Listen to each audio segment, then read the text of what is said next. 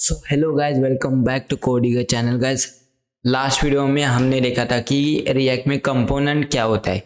इस वीडियो में हम देखेंगे कि रिएक्ट में मैप मेथड कैसे इस्तेमाल की जाती है। देखो, मैप मेथड बहुत ही पावरफुल मेथड है। अगर रिएक्ट में सबसे ज़्यादा कोई मेथड इस्तेमाल की जाती है तो वो है मैप मेथड। और इस वीडियो का भी यही टॉपिक होने वाला है कि मैप मेथड को हम रिएक्ट में कैसे इस्तेमाल करें। तो गाइस, वीडियो शुरू करने से पहले अगर आप इस चैनल में नए हो तो प्लीज़ आप इस चैनल को सब्सक्राइब कर लीजिएगा।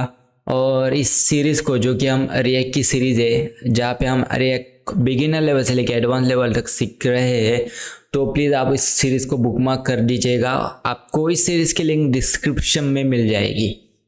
ओके, तो शुरू करते हैं।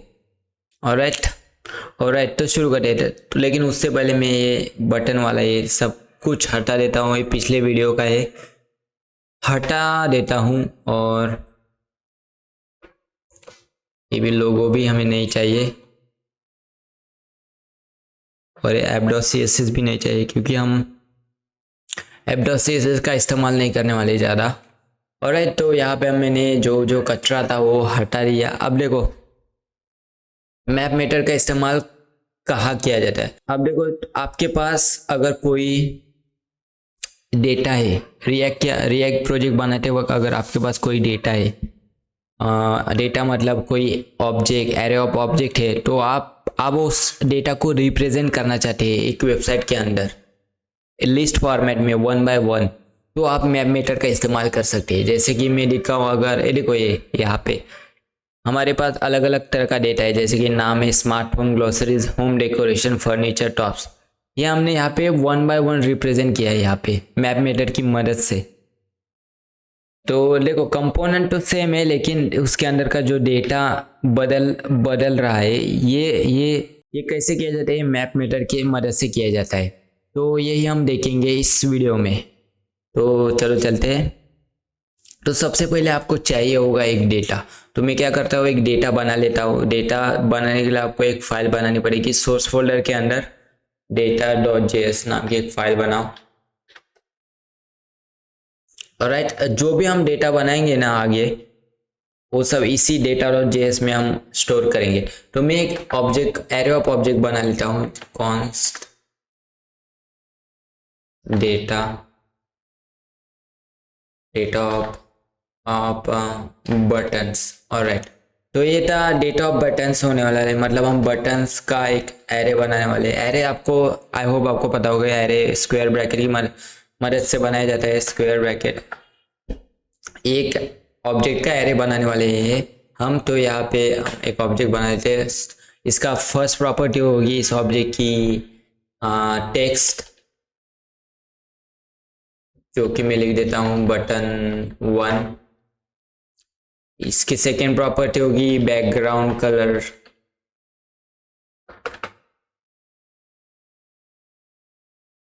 जो कि मैं लिख देता हूँ रेड।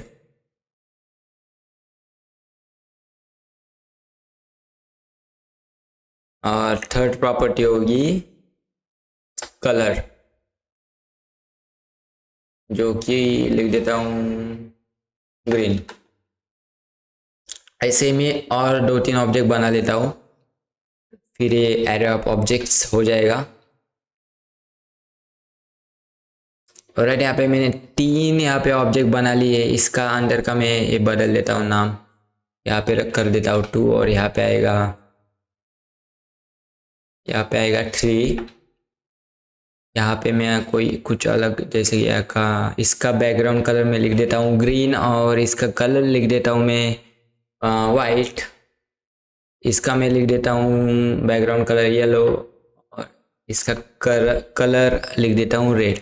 ऑलराइट, अब देखो, हमारे पास एक डेटा है। डेटा क्या है, इस डेटा के अंदर डेटा है एरे ऑफ ऑब्जेक्ट। एक एरे ऑफ ऑब्जेक्ट से हमारे पास, अगर आपको इसको हमें एक्सपोर्ट भी करना पड़ेगा, तो मैं यहाँ पे एक्सपोर्ट भी कर देता हूँ। एक्सपोर्ट, देखो एक्सपोर्ट है। अब ये डेटा हम कहीं भी इस्तेमाल कर सकते हैं। तो मैं app.js में इसको इंपोर्ट कर देता हूँ। इंपोर्ट डेटा ऑफ, देखो इधर हमारा इंटेलिजेंस बहुत ही, क्या बोलते हैं उसे, एकदम होशियार है। हमें बता देता है। देखो डेटा ऑफ बटन यहाँ पे इंपोर्ट हो चुका है, जो कि डेटा फाइल्स के अंदर था, data.js। इधर हमने वो उसको इंपोर्ट कर लिया है। अब हमें क्या करना है, हमें इसको एक लिस्ट रिप्रेजेंटेशन में इस डेटा को, मतलब हमें 3 बटन बनाने हैं इस डेटा की मदद से। ऑलराइट, जैसे कि अगर मैं लिखा हूँ यहाँ पे, इन्होंने देखो अलग अलग कंपोनेंट बनाए हैं, मतलब कंपोनेंट सेम है लेकिन उसके अंदर का डेटा अलग अलग है। वैसे ही हम क्या करेंगे, हमने जो लास्ट वीडियो में कंपोनेंट बनाया था बटन, उसको यहाँ पे लेंगे और इस डेटा की मदद से, जो कि यहाँ पे 3 बटन हम बनाएंगे। ओके, तो चलो शुरू करते हैं। सबसे पहले हमें उस बटन को भी इंपोर्ट करना पड़ेगा, इस वाले बटन को। तो इंपोर्ट करने के लिए आपको लिखना है इंपोर्ट बटन। ऑलराइट, इंटेलिजेंस ने यहाँ पे हमें सजेस्ट किया और हमने उस पर क्लिक किया, और यहाँ पे बटन वाला जो कंपोनेंट है वो यहाँ पे हमारा इंपोर्ट हो चुका है। अब हमें क्या करना है, हमें इसमें मैप मेथड परफॉर्म करना है। इस डेटा ऑफ बटन जो कि एक एरे है, एरे ऑफ ऑब्जेक्ट्स, और मैप मेथड क्या होती है, एक एरे मेथड होती है। तो इसके ऊपर हमें परफॉर्म करने हैं। अगर आपको देखो इसके अंदर इस रिटर्न HTML के अंदर अगर आपको ये परफॉर्म करनी है जावास्क्रिप्ट, तो आपको ब्रैकेट के अंदर परफॉर्म करनी पड़ेगी। तो मैं यहाँ पे करली ब्रैकेट यहाँ पे मैंने लिख दिए है। अब मैं परफॉर्म करूंगा। आपको क्या लिखना है, simply data off button dot map method. अब ये मैप मेथड क्या करती है, ये मैप मेथड एक क्या बोलते हैं उसे, कॉल बैक फंक्शन लेती है। तो आप इधर कॉल बैक फंक्शन आप डाल सकते हो।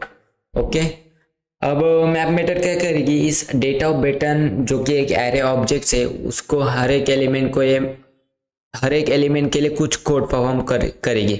तो कुछ वो कोड हम परफॉर्म कर देते हैं यहाँ पे। तो मैं यहाँ पे रिटर्न कर देता हूँ, और यहाँ पे हमने जो मैप मेथड है वो रिटर्न कर दी। ये मैप मेथड क्या करेगी, डेटा ऑफ बटन जो कि एरे ऑफ ऑब्जेक्ट्स है, उसमें से एक एक ऑब्जेक्ट को ये मैप करेगी मतलब उस पर कुछ कोड परफॉर्म करेगी। तो मैं यहाँ पे फिर वो हर एक ऑब्जेक्ट को आपको इस फंक्शन कॉल बैक फंक्शन के अंदर पास करना पड़ेगा। तो मैं आइटम लिख देता हूँ यहाँ पे, आप कुछ भी नाम लिख सकते हो। ऑलराइट, आइटम, ये आइटम मतलब क्या है, आइटम मतलब एक data.js में एक पहला ऑब्जेक्ट फर्स्ट टाइम जब एरे मेथड आएगी तो ये पहला ऑब्जेक्ट लेगी, दूसरी बार ये दूसरा ऑब्जेक्ट लेगी, तीसरी बार तीसरा ऑब्जेक्ट लेगी। तो ऐसा कुछ मैप मेथड परफॉर्म करेगी, और फिर हम हर एक ऑब्जेक्ट के लिए कुछ कोड परफॉर्म करेंगे। हम क्या रिटर्न करेंगे, रिटर्न का मतलब होता है कि बाहर निकालो। क्या बाहर निकालना है, हम जो बटन कंपोनेंट है वो बाहर निकालेंगे, बटन। अब हमें देखो कितने ऑब्जेक्ट्स है, अगर मैं आपको बताऊं 3 ऑब्जेक्ट्स है ना, 1 2 और 3। तो हमें यहाँ पे 3 बटन दिखने चाहिए। अगर मैं आपको दिखा दूं यहाँ पे, सो देखो यहाँ पे 3 बटन दिख रहे हैं। ये 3 बटन इसलिए दिख रहे हैं क्योंकि जो मैप मेथड है वो 1 बाय 1 उस एरे के अंदर 1 बाय 1 इटरेट करती है। फर्स्ट टाइम वो फर्स्ट वाले ऑब्जेक्ट के ऊपर इटरेट करेगी, दूसरे टाइम दूसरे ऑब्जेक्ट के ऊपर इटरेट करेगी, और तीसरे टाइम तीसरे ऑब्जेक्ट के ऊपर इटरेट करेगी। तो ऐसा कुछ आप कोड परफॉर्म कर सकते हो हर एक एरे के लिए। अब क्या होगा, अब हमें ना इस बटन का जो टेक्स्ट है बटन वाला, उसके जगह पे हमें ये जो फर्स्ट वाला टेक्स्ट है बटन 1 वो दिखाना है। बैकग्राउंड कलर हमें रेड दिखाना है और कलर ग्रीन दिखाना है। तो हम क्या कर सकते हैं, हम इस आइटम को इस बटन के अंदर एज अ प्रॉप हम बेच सकते हैं। तो item is equal to, alright, अब जो ऑब्जेक्ट है वो इस बटन के अंदर चला गया है एज अ प्रॉप। तो मैंने आपको लास्ट वीडियो में भी बोला था, जो भी आप यहाँ पे बेचते हो एज अ प्रॉप, वो आपको उस बटन के अंदर निकालना भी पड़ता है। तो आप यहाँ से वो निकाल सकते हैं। तो मैं यहाँ से आइटम वाला निकाल लेता हूँ। ये लास्ट का कलर है वो अभी तक यहीं पे, वो मैं डिलीट कर देता हूँ। यहाँ पे लिख देता हूँ आइटम। ओके, डिस्ट्रक्चरिंग करके हमने यहाँ से बाहर निकाला। अब क्या करेंगे, इस टेस्ट बटन टेक्स्ट की जगह हम क्या करेंगे, जो प्रॉपर्टी है इस ऑब्जेक्ट की, आइटम ऑब्जेक्ट की, जो कि है टेक्स्ट, वो हम यहाँ पे लिखेंगे। तो आइटम डॉट टेक्स्ट। ऑलराइट, इस कलर की जगह पे हम लिखेंगे आइटम डॉट कलर, और इस बैकग्राउंड कलर की जगह पे हम लिखेंगे item dot background, item dot background colour.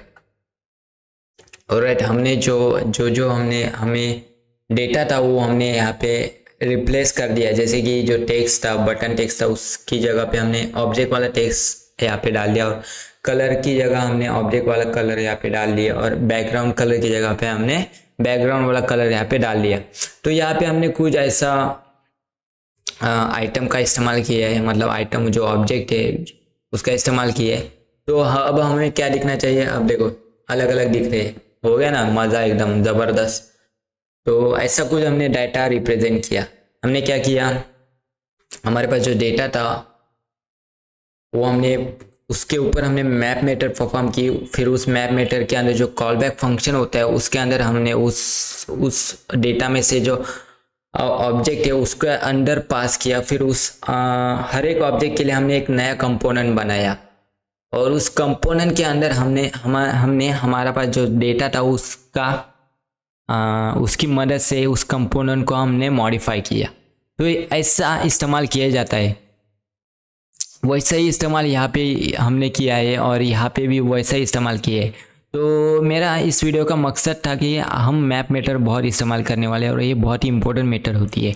I hope कि आप इस वीडियो में मैप मेथड आप समझ गए होंगे कि मैप मेथड का इस्तेमाल क्या होता है रिएक्ट के अंदर।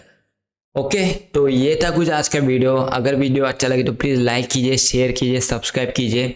बहुत मतलब क्या बोलते हैं, बहुत प्रैक्टिस करने वाली है रिएक्ट के ऊपर। तो प्लीज़ आप इस सीरीज़ को भी एक्सेस कर लीजिएगा, जो कि आपको लिंक डिस्क्रिप्शन में मिल जाएगी, और इस मेरे चैनल को भी आप सब्सक्राइब कर लीजिएगा।